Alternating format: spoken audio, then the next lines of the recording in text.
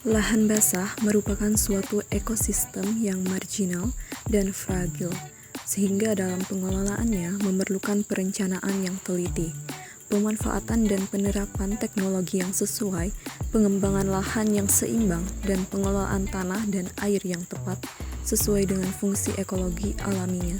Pengelolaan lahan basah menekankan penggunaan pendekatan konservasi.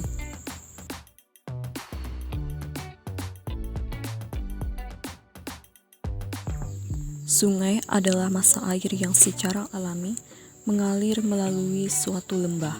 Kebanyakan sungai mengalir di permukaan bumi ke tempat yang lebih rendah dan sebagian meresap di bawah permukaan tanah. Aliran sungai tidak tetap, kadang deras dan kadang lambat, tergantung pada kemiringan sungai.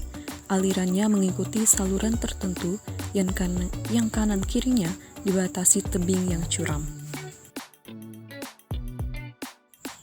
Koridor aliran sungai berperan mengatur aliran air dan mineral yang berasal dari lahan di sekitarnya dan mempengaruhi transportasi material dan air pada aliran tersebut.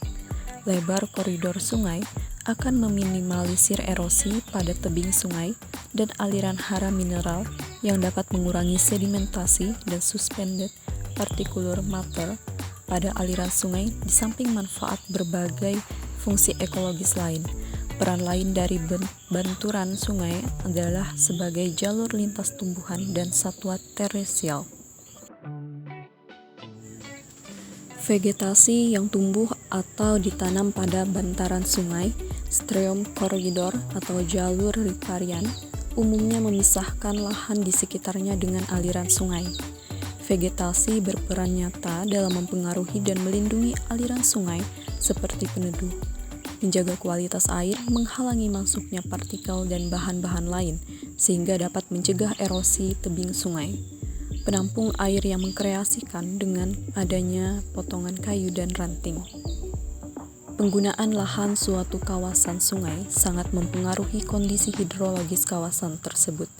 Perubahan penggunaan lahan dengan memperluas permukaan kedap air menyebabkan berkurangnya infiltrasi, menurunkan pengisian air bawah tanah, dan meningkatkan aliran permukaan.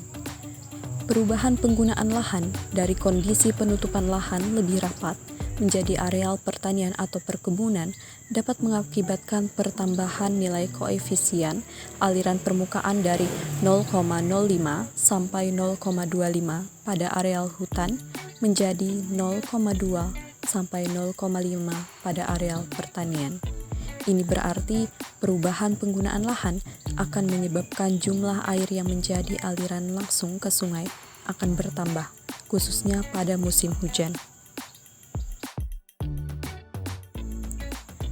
Pemanfaatan pengelolaan lahan basah sungai di Desa Loktangga yaitu adanya pemanfaatan sungai sebagai sumber air industri. Aliran sungai pada bidang industri umumnya dimanfaatkan oleh perusahaan air minum. Perusahaan ini memanfaatkan air sungai sebagai bahan baku untuk disuling dan diolah menjadi air mineral yang menyegarkan dan bagi masyarakat secara luas. Hal ini mendukung perkembangan ekonomi mengingat pengambilan bahan baku di sungai dapat meminimalkan biaya produksi dan memaksimalkan keuntungan.